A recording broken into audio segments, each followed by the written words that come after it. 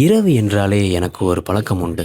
நாள் முழுவதும் மனிதர்களோடு பேசிய பிறகு, இரவில் கொஞ்ச நேரம் மனிதர்களிடமிருந்து விலகி, மனித மனதை பற்றி யோசித்து பார்ப்பேன்.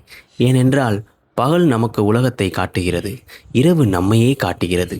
பகலில் நாம் பல முகங்களோடு வாழ்கிறோம். ஒரு முகம் வேலைக்காக, ஒரு முகம் குடும்பத்திற்காக, ஒரு முகம் நண்பர்களுக்காக.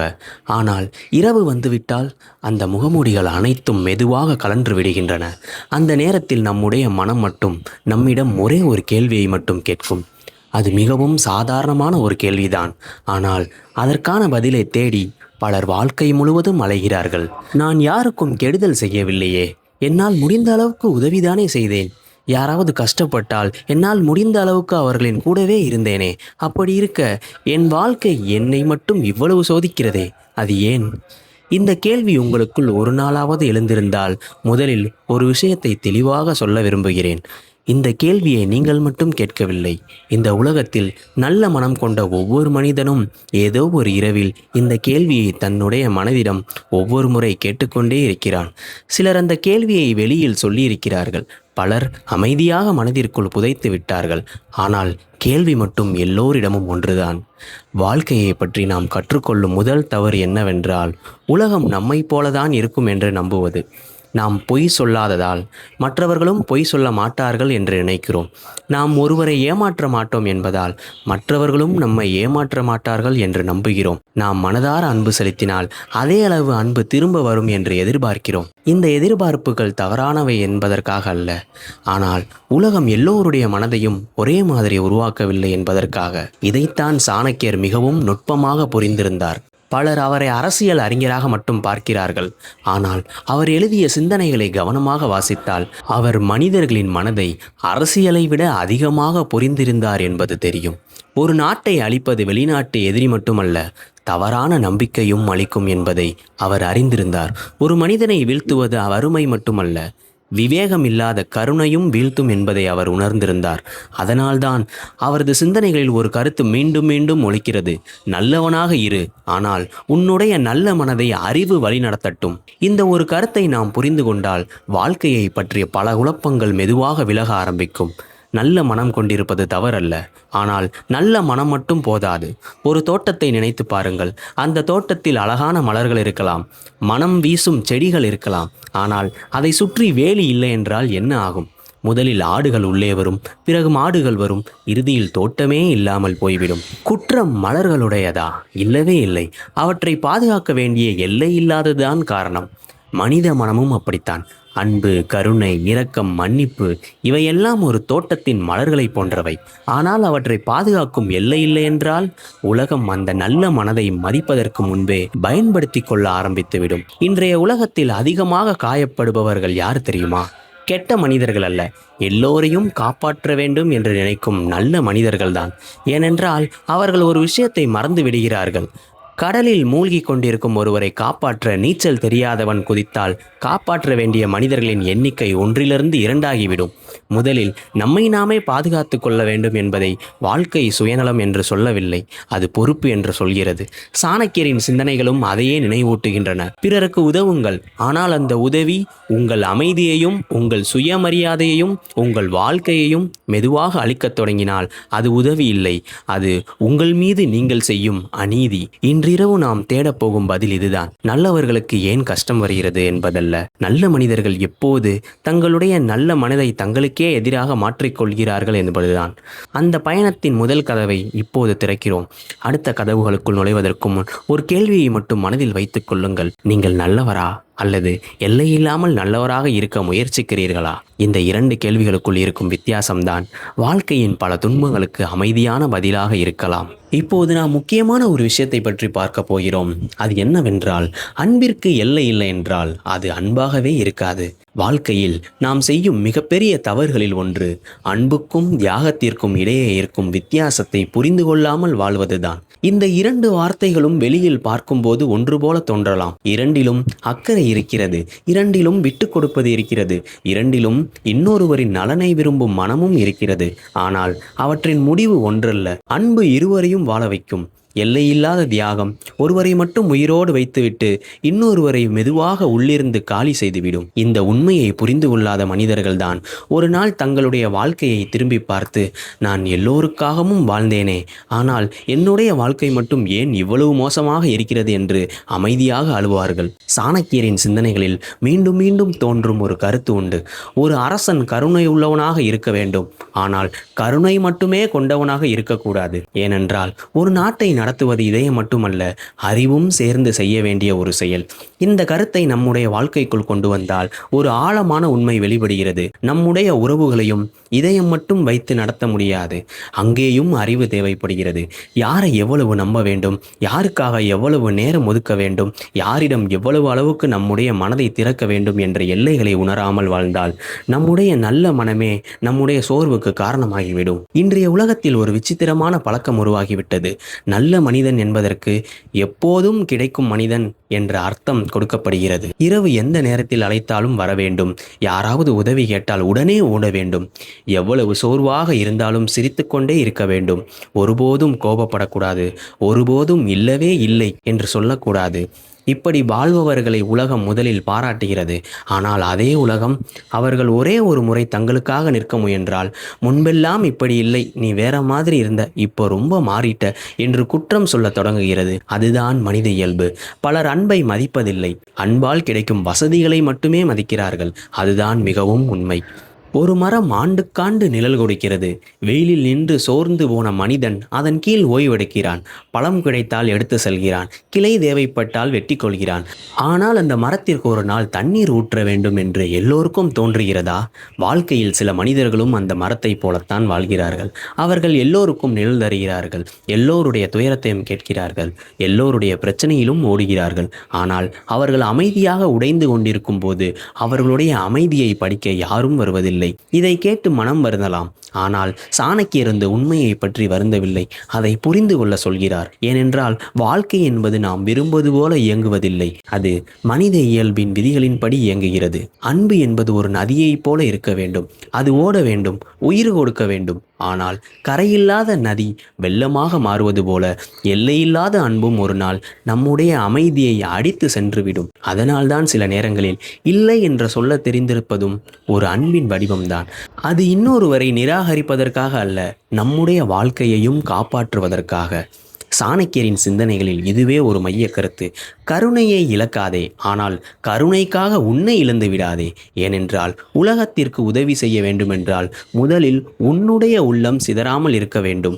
இந்த உண்மையை வாழ்க்கை நமக்கு கற்றுக் கொடுப்பது மிகவும் தாமதமாகத்தான்.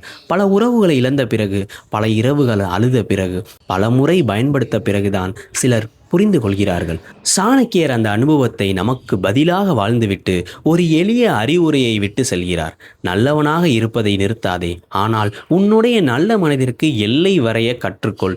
ஏனென்றால் எல்லை என்பது சுவர் அல்ல, அது உன்னுடைய அமைதியை பாதுகாக்கும் கதவு. இப்போது நான் உங்களுக்கு மிக முக்கியமான ஒரு விஷயத்தை பற்றி சொல்லப் போகிறேன்.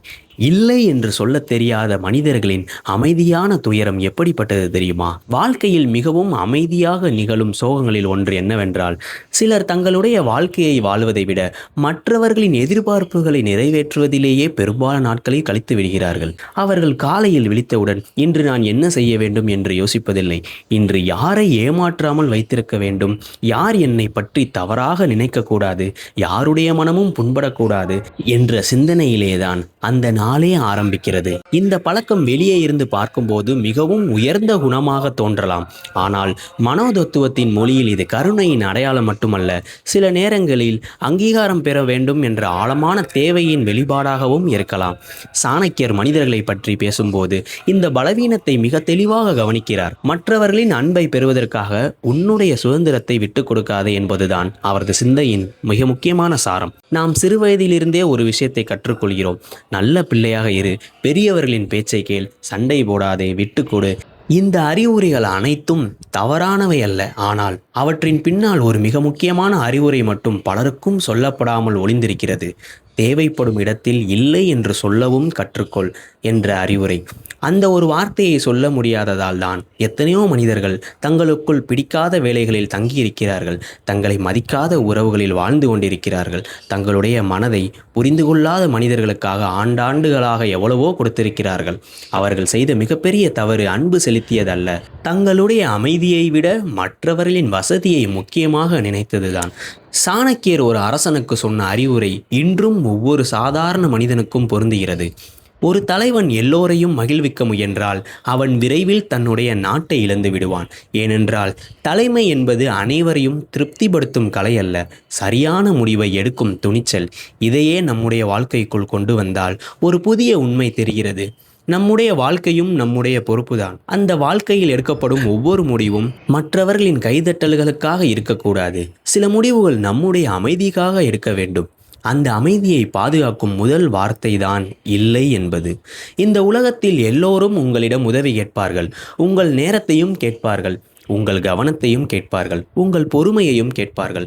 ஆனால் ஒரு கேள்வியை மட்டும் அரிதாக யாராவது கேட்பார்கள். நீ சோர்வாக இருக்கிறாயா? உனக்கும் ஓய்வு வேண்டுமா? உனக்கும் யாராவது துணையாக வேண்டுமா என்று. இந்த கேள்விகளை உலகம் கேட்கவில்லை என்பதற்காக உலகத்தை வெறுக்க வேண்டியதில்லை. ஆனால் அந்த கேள்விகளை உங்களுக்காக நீங்கள் கேட்க ஆரம்பிக்க வேண்டும். அதுதான் சுயநலம் அல்ல, அது சுயமரியாதை. ஒரு விளக்கை நினைத்து பாருங்கள். அது மற்றவர்களுக்கு ஒளி தெரிகிறது, ஆனால் அதில் எண்ணெய் ஊற்றப்படாமல் இருந்தால் ஒரு நாள் அது அணைந்துவிடும். அந்த விளக்கு அணைந்த பிறகு அது யாருக்கும் ஒளி தர முடியாது. மனித மனமும் அப்படித்தான். தொடர்ந்து கொடுத்து கொண்டே இருப்பவன் ஒரு நாள் காலியாகி விடுவான். தொடர்ந்து மன்னித்து கொண்டே இருப்பவன் ஒரு நாள் தன்னுடைய வலியை உணர முடியாத அளவுக்கு சோர்ந்து விடுவான். தொடர்ந்து எல்லோரையும் மகிழ்விக்க முயற்சிப்பவன் இறுதியில் தன்னுடைய வாழ்க்கையில் மகிழ்ச்சியே இல்லாமல் அதை தேடி அலைவான். அதனால்தான் சாணக்கியரின் சிந்தனைகள் நம்மை ஒரு கடினமான ஆனால் விடுதலை தரக்கூடிய உண்மையின் முன் நிறுத்துகின்றன. எல்லோருக்கும் நல்லவனாக இருப்பது ஒரு சாதனை அல்ல, சரியான மனிதர்களுக்கு உண்மையாக இருப்பதுதான் சாதனை. சில நேரங்களில் ஆம் என்று சொல்வதை விட அமைதியாக ஏன்ட்ட இல்லை என்று சொல்வதற்கு அதிகமான துணிச்சல் தேவைப்படுகிறது. அந்த துணிச்சலை வளர்த்து கொள்ளும் நாளிலிருந்து வாழ்க்கை மாற ஆரம்பிக்கும். ஏனென்றால் அந்த நாளில்தான் உலகத்தின் எதிர்பார்ப்புகளுக்காக வாழ்ந்த மனிதன் முதல் முறையாக தன்னுடைய வாழ்க்கையை தானே வாழ ஆரம்பிப்பான். வாழ்க்கையில் நாம் சுமக்கும் பாரங்களில் மிகவும் கனமானது எது தெரியுமா? அது துக்கம் அல்ல, தோல்வியும் அல்ல, தனிமையும் அல்ல. பல நேரங்களில் நாம் சுமக்கும் பெரிய பெரிய பாரமும் இல்லை, நம்முடைய எதிர்பார்ப்புகள் தான். இந்த உலகத்தில் பெரும்பாலான மனிதர்கள் தங்களுடைய வலிக்கு மற்றவர்களையே காரணமாக நினைக்கிறார்கள். அவர்கள் என்னை இப்படி பேசிவிட்டார்கள், அவர்கள் நான் செய்ததையெல்லாம் மறந்து விட்டார்கள், நான் இவ்வளவு செய்தும் எனக்கான நன்றி அவர்களிடம் துளியும் இல்லை என்று எண்ணிக்கொண்டே இருக்கிறோம். ஆனால் சாணக்கியரின் சிந்தனைகளுக்குள் நுழைந்தால் அவர் மிகவும் அமைதியாக ஒரு கேள்வியை நம்மிடம் திருப்பி கேட்பார். நீ செய்த உதவி அன்பா இல்லை திரும்ப கிடைக்க வேண்டும் என்ற எதிர்பார்ப்புடன் செய்த முதலீடா? இந்த கேள்வி முதலில் கொஞ்சம் கடுமையாக தோன்றலாம், ஆனால் வாழ்க்கையின் மிக ஆழமான உண்மை பெரும்பாலும் மென்மையான வார்த்தைகளில் வருவதில்லை. ஒரு விதையை மண்ணில் விதைக்கும் விவசாயி அது நாளைக்கே மரமாகிவிடும் என்று எதிர்பார்ப்பதில்லை. மழை பெய்ய வேண்டும், வெயில் பட வேண்டும், காலம் கடக்க வேண்டும் என்பதை அவன் அறிவான். ஆனால் உறவுகளில் மட்டும் நாம் ஒரு வித்தியாசமான கணக்கை போடுகிறோம். நான் அவனுக்காக இதை செய்தேன், அவனும் எனக்காக இதை செய்ய வேண்டும். நான் அவளுடைய கண்ணீரை துடைத்தேன், பதிலுக்கு அவளும் என்னுடைய கண்ணீரை துடைக்க வேண்டும். இப்படி நம் மனம் தெரியாமலேயே ஒரு கணக்கு புத்தகத்தை திறந்து வைத்து விடுகிறது. அந்த கணக்குகள் சரியாகாத போது அன்பு இருந்த இடத்தில் ஏமாற்றம் பிறக்கிறது, மரியாதை இருந்த இடத்தில் வருத்தம் பிறக்கிறது. அதனால்தான் சாணக்கியர் மனித உறவுகளை வணிகமாக மாற்றாதே என்று தனது சிந்தனைகளில் திரும்ப திரும்ப சொல்கிறார். அன்பு என்பது பரிமாற்றம் அல்ல, ஆனால் அதே நேரத்தில் அறிவில்லாத தியாகமும் அல்ல. இங்கே ஒரு முக்கியமான விஷயத்தை நாம் புரிந்து கொள்ள வேண்டும். எதிர்பார்ப்பே தவறு என்று சொல்வது சரியல்ல. மனிதன் என்பவன் எதிர்பார்ப்போடு வாழும் உயிர். ஆனால் எதிர்பார்ப்பு யாரிடம் வைக்கப்படுகிறது என்பதுதான் முக்கியம். மழை பெய்யும் மேகத்திடம்தான் மழையை எதிர்பார்க்க முடியும். வறண்ட வானத்தை பார்த்து மழை கேட்டால் வானத்தை குறை சொல்ல முடியாது. அதுபோல் பொறுப்பேற்க தெரியாத ஒருவரிடம் நம்பிக்கையை எதிர்பார்த்தால் அங்கே ஏமாற்றம்தான் பிறக்கும். அன்பின் மதிப்பை அறியாத ஒருவரிடம் நன்றியுணர்வை எதிர்பார்த்தால் அங்கே வலி மட்டும்தான் கிடைக்கும். சாணக்கியர் இதைத்தான் அழுத்தமாக சொல்கிறார். மனிதர்களை அவர்கள் எப்படி இருக்க வேண்டும் என்று நினைத்து நேசிக்காதே, அவர்கள் உண்மையில் எப்படி இருக்கிறார்கள் என்பதை அறிந்து பழகு. இன்றைய உலகத்தில் பல நல்ல மனிதர்கள் ஒரு பெரிய தவறு செய்கிறார்கள். யாராவது அவர்களிடம் ஒரு தவறு செய்தாலும் பரவாயில்லை, அவர் மாறிவிடுவார் என்று மீண்டும் மீண்டும் நம்புகிறார்கள். மன்னிப்பது தவறல்ல, ஆனால் ஒவ்வொரு முறையும் அதே காயத்தை ஏற்படுத்தும் மனிதரிடம் அதே நம்பிக்கையை வைத்துக் கொள்வது அறிவு அல்ல. ஒரு கண்ணாடி கீழே விழுந்து உடைந்து விட்டால் அதை ஒட்டலாம், ஆனால் அதே கண்ணாடியை மீண்டும் மீண்டும் தரையில் வீசிக்கொண்டே இருந்து ஒரு நாள் இது உடையாமல் இருக்கும் என்று நம்புவது நம்பிக்கை அல்ல, நம்மையே ஏமாற்றிக் கொள்வது அது. வாழ்க்கையிலும் இது உண்மைதான். இந்த உண்மை மிகவும் பொருந்துகிறது. மன்னிப்பு உயர்ந்த குணம், ஆனால் எல்லையற்ற மன்னிப்பு சில நேரங்களில் மற்றவர்களின் தவறுகளுக்கு அனுமதி சீட்டாக மாறிவிடுகிறது. சாணக்கியரின் சிந்தனைகளில் என்னை மிகவும் கவர்ந்த ஒரு விஷயம் என்னவென்றால், அவர் ஒருபோதும் மனிதர்களை பற்றி கசப்பாக பேசவில்லை. அவர் மனித இயல்பை பற்றி மட்டும் பேசினார். ஏனென்றால் மனித இயல்பை புரிந்து கொண்டவனுக்கு ஏமாற்றங்கள் குறைந்து விடுகின்றன. ஒரு நாள் நிழலை தரும் மரம் என்றால் அதன் கீழ் அமரலாம். ஒருவர் முட்கள் நிறைந்த செடி என்றால் அதை பார்த்து ரசிக்கலாம், ஆனால் அதை அணைத்து கொள்ளக்கூடாது. இந்த வித்தியாசத்தை அறிந்த மனிதன்தான் மன அமைதியை இழக்காமல் வாழ்கிறான். அதனால்தான் இன்றிரவு நீங்கள் ஒரு விஷயத்தை மட்டும் மனதில் வைத்து கொள்ளுங்கள். உங்கள் நல்ல மனம் உங்கள் பலம், ஆனால் உங்கள் எதிர்பார்ப்புகள் அந்த பலத்தை மெதுவாக பலவீனமாக மாற்றும். ஏனென்றால் வாழ்க்கை நம்மை ஏமாற்றுவதில்லை. பல நேரங்களில் மனிதர்களை பற்றிய நம்முடைய கற்பனைகள் தான் நம்மை ஏமாற்றுகின்றன.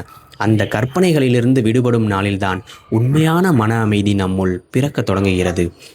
இப்போது நாம் இறுதியாக பேச வேண்டிய சில முக்கியமான விஷயங்கள் இருக்கிறது. நல்லவனாக இரு, ஆனால் பலவீனமாக இருக்காதே. இந்த உரையாடலின் தொடக்கத்தில் நாம் ஒரு கேள்வியோடு பயணத்தை ஆரம்பித்தோம். நல்லவர்களுக்கும் மட்டும் ஏன் இவ்வளவு கஷ்டம் வருகிறது என்று. இப்போது அந்த கேள்விக்கான பதில் நமக்கு மெதுவாக தெளிவாக தொடங்கியிருக்கிறது. உண்மையில் வாழ்க்கை நல்லவர்களை தேர்ந்தெடுத்து துன்பப்படுத்துவதில்லை.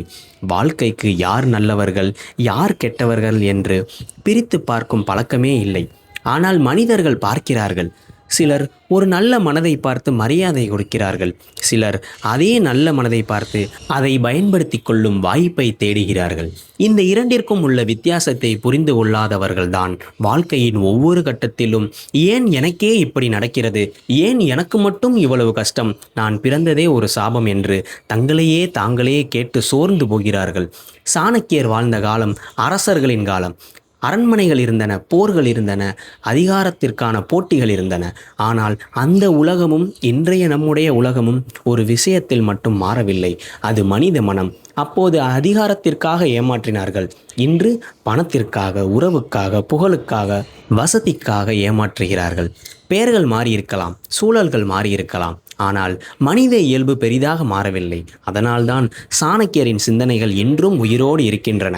அவர் நமக்கு சொல்லும் மிகப்பெரிய பாடம் என்னவென்றால், உலகத்தை மாற்ற முயற்சிக்காதே, உலகத்தை புரிந்து கொள். அந்த புரிதல்தான் உன்னை பாதுகாக்கும். நம்முடைய வாழ்க்கையில் ஒரு கட்டம் வரும். அந்த கட்டத்தில் நாம் 2 வழிகளில் ஒன்றை தேர்ந்தெடுக்க வேண்டிய சூழ்நிலை வரும். முதல் வழி, எல்லோரும் என்னை ஏமாற்றி விட்டார்கள், இனிமேல் நான் யாரையும் நம்ப மாட்டேன் என்று முடிவு செய்வது. இன்னொரு வழி, என்னை ஏமாற்றிய அனுபவம் யாரை நம்ப வேண்டும் யாரை நம்பக்கூடாது என்பதை எனக்கு தெளிவாக கற்றுக் கொடுத்து விட்டது என்ற அந்த முடிவு. இந்த இரண்டிற்கும் இடையே இருக்கும் வித்தியாசம்தான் ஒரு மனிதனின் எதிர்காலத்தை தீர்மானிக்கிறது. முதல் வழியை தேர்ந்தெடுத்தவன் மனதை மூடிக்கொள்கிறான். 2வது வழியை தேர்ந்தெடுத்தவன் மனதை திறந்தே வைத்துக் கொள்கிறான், ஆனால் கண்களையும் திறந்து வைத்து பார்க்கிறான். சாணக்கியர் இந்த 2வது வழியைத்தான் நமக்கு கற்றுக் கொடுக்கிறார். நல்லவனாக இருப்பதை நிறுத்திவிடாதீர்கள். இந்த உலகம் இன்னும் நல்ல மனிதர்களால் தான் தாங்கி நிற்கிறது. இன்னும் யாரோ ஒருவர் பசியோடு இருக்கும்போது உணவு கொடுப்பவர்கள் இருக்கிறார்கள். இன்னும் யாரோ ஒருவர் அழும்போது தோள் கொடுத்து ஆறுதல் சொல்லும் மனிதர்களும் இருக்கிறார்கள். இன்னும் தங்களுக்கு நன்மை கிடைக்காது என்று தெரிந்தும் மற்றவர்களுக்காக ஓடிக்கொண்டிருக்கும் மனிதர்கள் இருக்கிறார்கள். அவர்களால் தான் இந்த உலகம் இன்னும் முழுமையாக மாறாமல் அப்படியே ஒரு அழகாக இருக்கிறது. அதனால்தான் உங்கள் நல்ல மனதை ஒருபோதும் வெறுக்காதீர்கள் என்று சொல்கிறார். ஆனால் அந்த நல்ல மனிதருக்கு காவலனாக உங்கள் அறிவை நிறுத்துங்கள். அன்பிற்கு எல்லை இருக்கட்டும், கருணைக்கு சுயமரியாதை துணையாக இருக்கட்டும், நம்பிக்கைக்கு விவேகம் இருக்கட்டும். அப்போதுதான் உங்கள் நல்ல மனம் உங்களை உடைக்காமல் உங்களை உயர்த்தும். இன்றிரவு இந்த உரையை முடிப்பதற்கு முன் சாணக்கியரின் சிந்தனைகளின் சாரத்தை ஒரே ஒரு வாக்கியத்தில் சொல்ல வேண்டுமென்றால் நான் இவ்வாறுதான் சொல்வேன். நல்லவனாக இருப்பது உன்னுடைய குணம், ஆனால் யாரிடம் எவ்வளவு நல்லவனாக இருக்க வேண்டும் என்பதை தீர்மானிப்பது உன்னுடைய அறிவு. இந்த இரண்டும் சமநிலையில் இருக்கும் வரை வாழ்க்கை உன்னை சோதிக்கலாம், ஆனால் உன்னை சிதைக்க முடியாது. இப்போது இந்த இரவு முடிவதற்கு முன் நான் உங்களிடம் ஒரே ஒரு வேண்டுகோள் மட்டும் வைக்க விரும்புகிறேன். இன்று உங்களை ஏமாற்றிய மனிதர்களை பற்றி நினைத்து உறங்காதீர்கள். உங்களுடைய நல்ல மனதை பற்றி பெருமையோடும் உறங்குங்கள். ஆனால் நாளை காலை விழிக்கும்போது அந்த நல்ல மனதுடன் சேர்ந்து ஒரு புதிய முடிவையும் எடுத்துக்கொள்ளுங்கள். இனிமேல் நான் எல்லோருக்கும் நல்லவனாக இருக்க முயற்சிக்க மாட்டேன்.